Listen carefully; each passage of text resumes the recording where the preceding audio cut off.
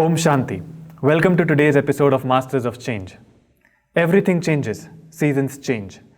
A tree does not stop its leaves from falling, nor does a flower stop its petals from blooming against the sun, because it is blooming. But we humans tend to find it hard, and we resist change. Change is important for our own growth.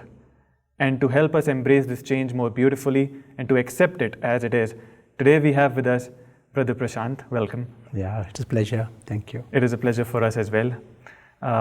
Why don't we start with your journey? How did it all start? How did you come into spirituality? I was a medical student in Goa, in India, and we had another student, much junior to me, who had spiritual interests. And somehow we got to know each other and have similar interests. And it was a new field for me. And deeper inside, I knew that the science and the medical knowledge has limitations. There is something more, and I knew that it is at a spiritual level. Did not know where, how to explore this. Yeah. So this was a very nice introduction, for me, because he had spiritual experiences. Even though he is from Christian background, he was very open to studying deeper Gita and things like that. He understood Gita better than many others whom I knew that time. Yeah. And but we were studying different philosophies, and whenever there is any saintly person coming, some discourse, in our city, we would be always there, so we had our own way of exploring this. But then time came, we chose, both of us decided to move to England because there was a Gurdjieff group there. Gurdjieff is a Russian philosopher, you can say. Okay. But also a master teacher. He had groups in France and in England. And it suited us. We were studying his philosophy for some time. So as soon as I finished my basic training, I decided I will do my post-graduation in England. At the same time, study this also. We were in contact with our friends, Gurdjieff friends in London. So that was our search journey. Okay. But then next level, after maybe an year in England and studying Gurdjieff and being with people, I realized my next phase is to come back to India. And it is around that time I came across a radio program at someone else's house. And it was a program where the Brahma Kumaris sister was on the radio. And all I remember there was so much power in what she was talking that I took the telephone number of the place who is speaking. I did not know who these people are. And I even was speaking to the person next to me that I want to know who is teaching her. Because that person who was speaking appeared very young. She was our teacher in Manchester that time. Her name was Helen, but there was power. Just in her voice. Just something was going on at that time, And so I got the number, and that initial experience also created in me a certain conviction. I was seeing them with the vision where I knew that they know something deeper than anyone else, and I need to find out more. So many obstacles came, at a superficial level, but I was determined to meet the teacher. Yeah. And how old were you? At that time, I was 27. 27. Were you able to meet her then? Yes, first time I met her, I had already decided I will follow her lifestyle. I had not done the basic course or something, but we asked her what is her lifestyle. and I said to myself, I'm going to follow this lifestyle, and that is a good start. And how was it different from your lifestyle, if you can yeah, share some my points? lifestyle was very ordinary lifestyle. Means, in our flat there used to be cigarettes, and there used to be alcohol, and there used to be television, and people were coming, and there used to be noise, and there was nothing. It was like a ordinary, Like any other bachelor's house, like Yeah. when you are of that age, most of the people like Yeah, it is like that. Yeah. Yeah. I mean, the first thing that happened, I unplugged the television, and I used to spend many hours on television. I used to be on call, but when you are on call and there is no emergency, you end up watching, some political programs, those kind of things. But I unplugged the television and then never plugged it back. So I have not watched television for last 40 years. Wow. Amazing. I mean, why should people not watch television? I mean, why is it bad for their spiritual growth? But at that time, I knew that it was a huge waste of time for me, because I need to create time if I am to study this or create time for even half an hour of meditation. And we had other studies and work, and so there was no time. So not to watch television, there was instant few hours extra in my life. But at a deeper level, we have got lots within us, and we need space to discover what is within us. And these external distractions are not healthy. Sometimes it happens, I'm visiting some friends or visiting some people, families, and television is on. Something ordinary, they may be watching cricket even, or they may be watching some ordinary program. And I end up sort of just being there in their house, and television is going on, and looking at what is going on. And I see the effect on my mind by just being exposed to the television, even for 10 minutes. Nothing bad, but it is a dulling effect. It is like a passive influence, and it doesn't help the upliftment. Correct.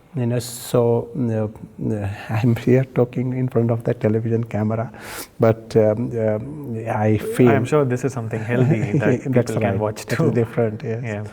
Yeah. So the effect of that I could sort of see, and I value very much to keep this apparatus, sharper and alert, and some little difference that is worth working for.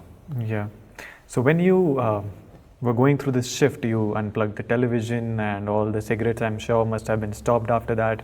Alcohol and all that must have been removed. I'm sure your friends must have not stopped. And how was your relationship with your friends after that? Did you face any problems? Yes, it did change things.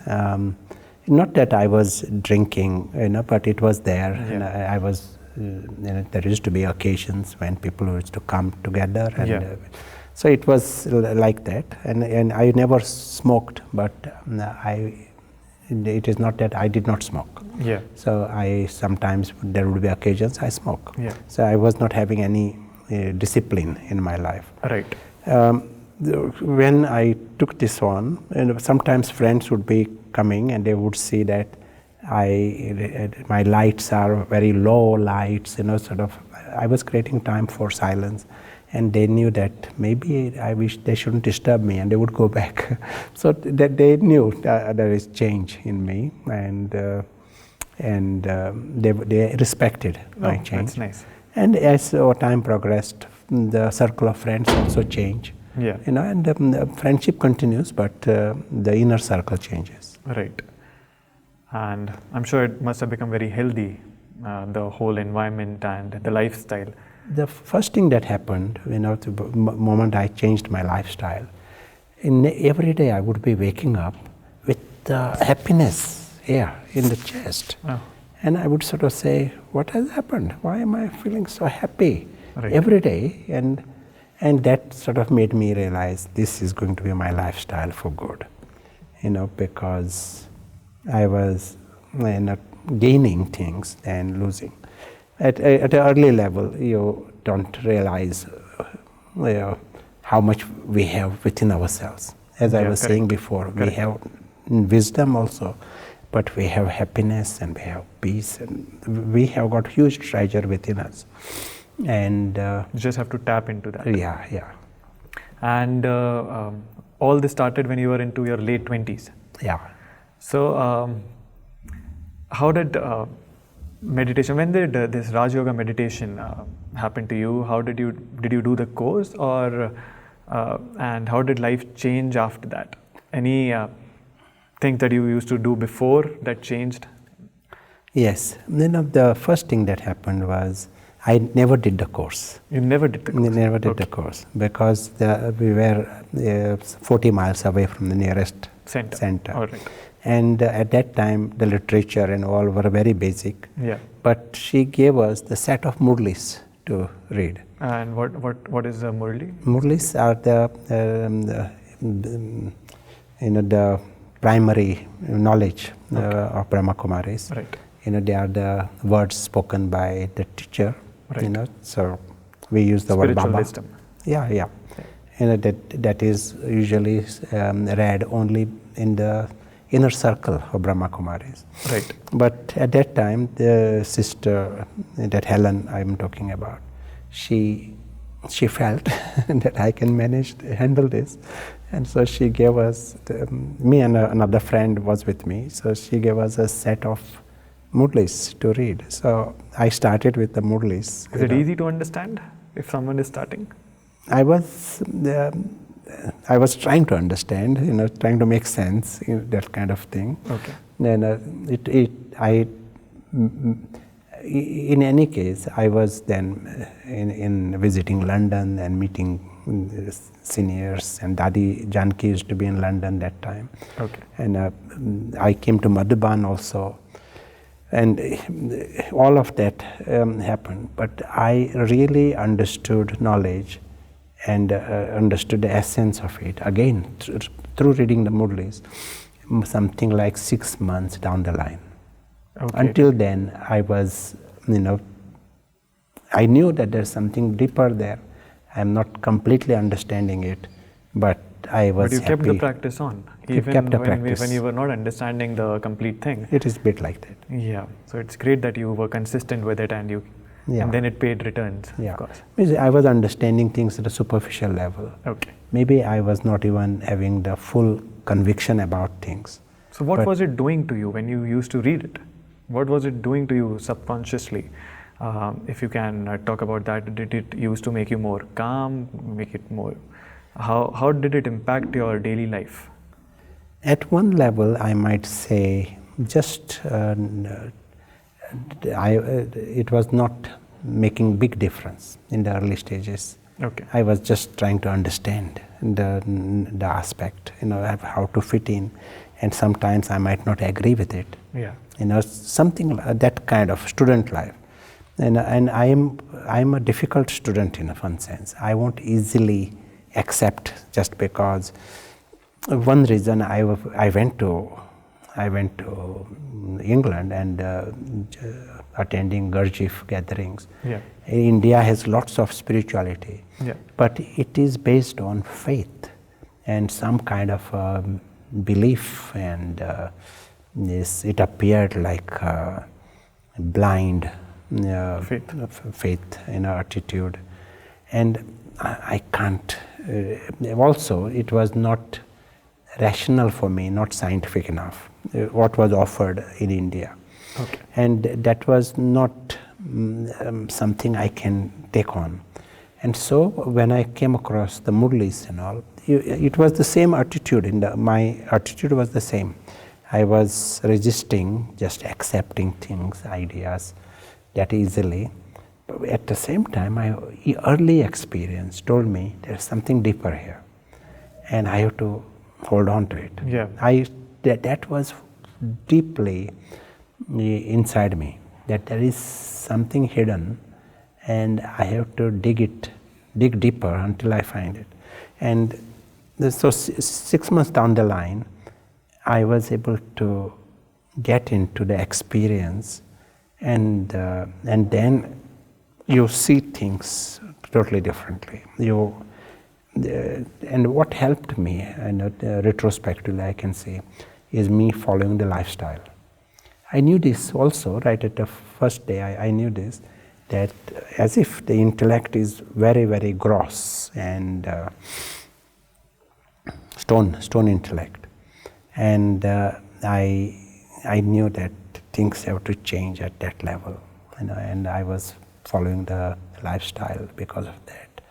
And gradually something became softer, and I was able to grasp things and able to practice. And then one after other, once you understood one thing, you understand the second thing, it all made sense. At that level, it helped me to move to the next level. Okay. Right. And what was the next level like? The next level, I was able to be more clear and more sure about what I'm doing. So that life continued, and I was having a priority in my life where, like, I had already done my post-graduation in medical, and there was a crossroad. I choose a career where I devote my life in the medical world, and keep this spiritual as another, some part-time, or choose spirituality as my primary and medical as secondary. And I chose to keep the spirituality as primary. At that time I thought, I want to give a proper try to this, because something of this kind cannot be done superficial level. That was the way I was seeing it. And so that became the life for a few years. And science mostly disagrees profoundly on how spirituality discovers the truth about the world. Mostly they don't go well together. So did you ever question the concepts of spirituality being into medical science? Yes, of course. And then I came to conclusion that science has limitations, and science is based upon certain science methodology, and science can give us lots of information about gross things, sense-based information. But science as a methodology doesn't help us to go beyond it. It doesn't help us to know the truth. This is what I came to conclusion. And I realized I have to go beyond the limits of science. And as time progressed, we arrange many science events. Even in Cambridge, we have the people from the university, including Nobel Prize winning scientists. They part of our inner circle gathering. And we have events, and internationally, medical and science events. So we are able to discuss this. And in the science world, there is understanding that science needs to be revamped. And this is the statement made. At present, it restricts. Limited. Lots of information is coming, new research is showing things.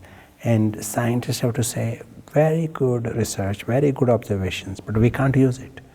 Because they are staying within that limited frame. At that time, I had to come to this conclusion myself, but now this is a statement coming from the science institution. And if you can tell us more about this service that's been happening lately from your end, because the service that's going on in India must be very different from what is going on abroad in the US. So can you put some light on that? Sure. The main aspect in Cambridge, where I am based, we understand this knowledge from a rational point of view, and understand that this is like a profound secret, or it is an obvious thing that every school children need to know. This is the way, not just I say this, many others are saying this. Every school child need to know this, because it is our orientation to the physical world, that kind of thing.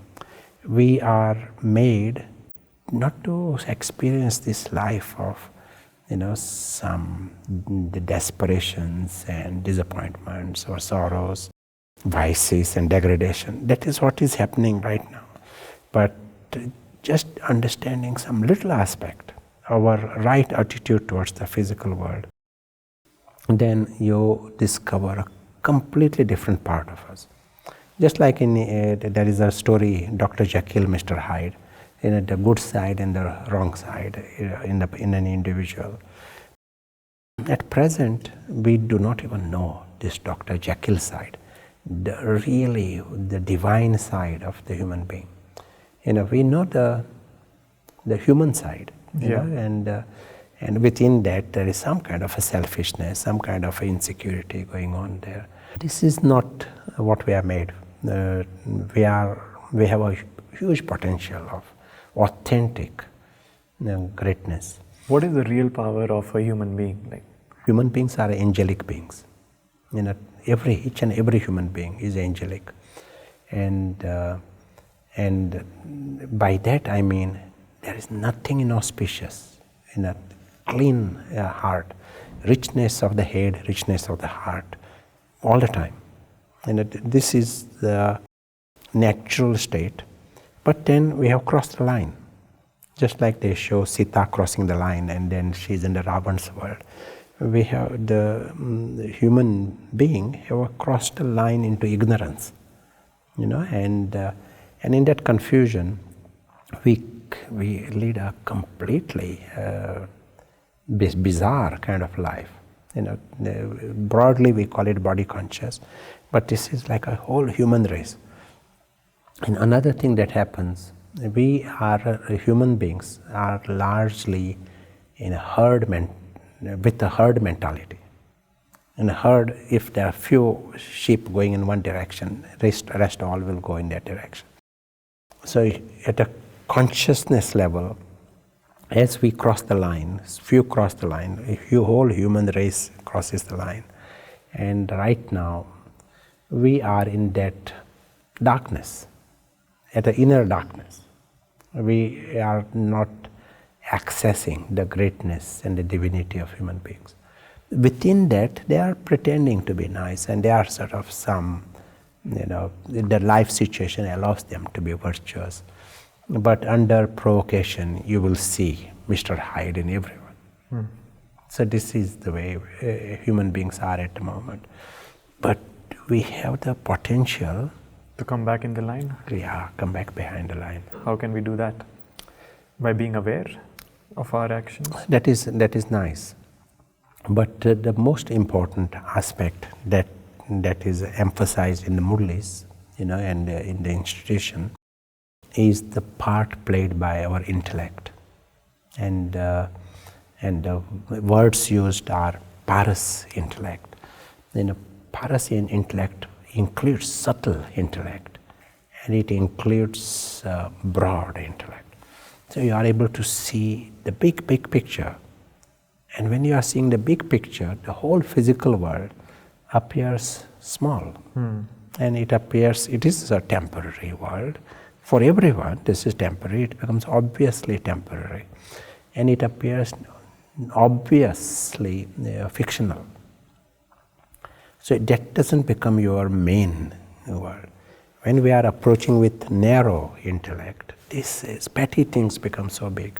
And once I'm seeing this big picture and able to see the subtle behind this, then everything falls in place. Until then, as if we are approaching this world with blindness, as if part of the things I can't see. If I just stay at a gross level, then I miss out. It's almost like if I was colorblind and I'm seeing the car, but I can't see red, and so half the car I can't see. I can't see the steering, I can't see the key. Then it is going to be a difficult life. When I am not colorblind, I can see the whole car and everything is in place. You find the key is in the right place and the driver is there and the car is a wonderful gift. Same happens with us.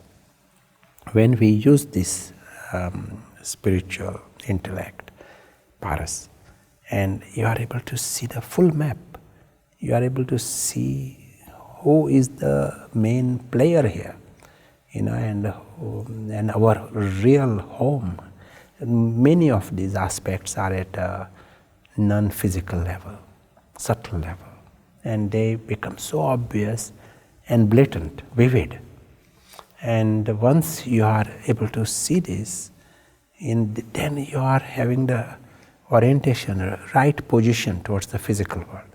If I see the physical world as my world, then there is a disaster, because it is unpredictable and it has an end. And deep inside we don't like this, the end to anything, end to this body, end to my job, and to relationships, and we don't like this. But when I'm seeing the full map, I realize there is that dimension. Our real world is eternal, and the real relationships are eternal. Your deep needs are addressed.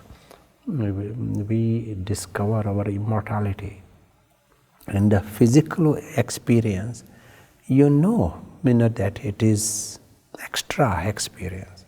You don't want it to be forever. It is nice. Yeah. So just to have that outward perspective, not see it from this perspective, see it from the third person view. Absolutely. Can also be. Yes. And who according to you is God? And that's a very important subject. In my perspective, God is one who is the wisest. That's enough. One who knows the truth and lives in truth. In a world where everyone is not using their sight and not using their intellect and are deceived into this story world, fictional world, temporary world, He is the one who is able to see things clearly. That's all. That's enough. He stays in truth. And if anyone was to stay in truth, he will naturally be happy and full of contentment and peace, and that original nature of everyone.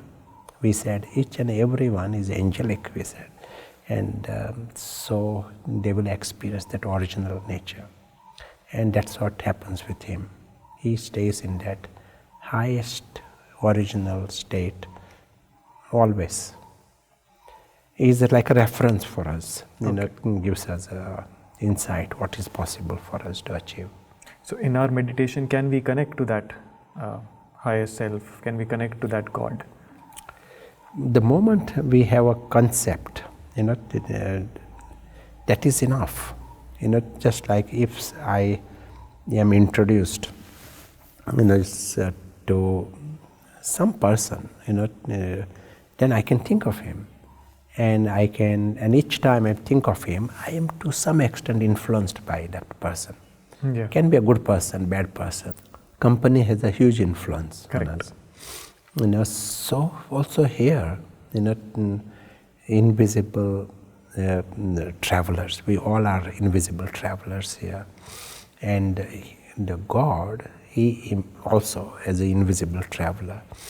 But he is the one who is aware of who he is, where he belongs, and he is aware of this physical world for what it is. That's all. He remains the wisest as a result. And if anyone is wisest, he automatically becomes holiest. And in the present world, he remains the highest. Right. What do you think is the need of the hour? What do people need to do in today's time, which they are not doing or completely ignorant about? As was said, there is this huge, extraordinary truth of everyone. Everyone is angelic. everyone is immortal, everyone is being of joy and love and contentment. But someone who is committing a lot of crimes, if we talk about someone like someone who has created a lot of heinous crimes, how is that? How can you term that person as angelic? Angelic. Yeah. Yes, as was said, everyone has crossed a line, and when they have crossed a line, they cannot experience what they already got. Oh. And this has happened to each and every one of us. Yeah. And then deep inside, they feel they are beggars. They are the angelic princes. Means they are eternally from the family of God and worthy to be loved by God. This is truth of everyone. They've just lost the path. Yeah. Just come into the darkness. And this is a story with everyone. In some cases it will present as criminal behavior. He is just expressing it in the form of greed, or someone else it is expressing in the form of attachments in different ways. So in a way, isn't it our duty, someone who is on the right path, someone who is behind the line that we talked about, isn't it their duty to pull people who are out of the line, to get them back? Absolutely. That is what I feel should be my duty. Now this is not something that is easy, because even though they have crossed the line, even though there is sorrow also in that side, and life of degradation also, that compared to their potential. Right. And deep inside, the ego within us is very stubborn. Yeah. And ego doesn't want to come back behind the line. Why should he? Because ego is going to die. To come behind the line, ego will disappear. But someone who is already behind the line, they don't have ego anymore, right? Okay, but it is not something he can just convince others. Yeah. There is like a tug of war. One who is behind the line, it is, he at least knows what is possible, and he at least knows to be free from his own ego. Yeah. He is not feeding his own ego. Right. He knows how to come behind the line, and he also knows it is in the great interest of others to come behind the line. Yeah. But the war is with the ego of others. Correct. Each one there is an ego, and ego is stubborn. Ego wants to be on the wrong side of the line, because that is the way he can survive. If he comes in the light, ego disappears. So in each one, there is a war between the angel and the demon. Right. And at present, it is the kingdom of Ravan. It's very interesting to know about all that and talk about all that. I'm sure if we start from not judging anyone, I think that will also help. If we keep judging, then I don't think that we'll be able to persuade someone to change the way they're living. If we have a non-judging nature, then only we can influence someone to change something which is wrong about them. Sure. Judgment is good, because it is a discrimination, it is a power. But in this judgment, you are understanding that everyone is good. You are having that deep understanding, the divine nature of each and every one. Yeah. And you also know that what are the obstacles for each one. Correct. And how to empower the angel to overcome his own demon. That is the game. Well, it was lovely to have this conversation with you, and thank you for taking out time with us and to share all this perspective. It really was very enlightening and lovely to hear your words. And thank you. Om Shanti. It's a pleasure. Thank you very much.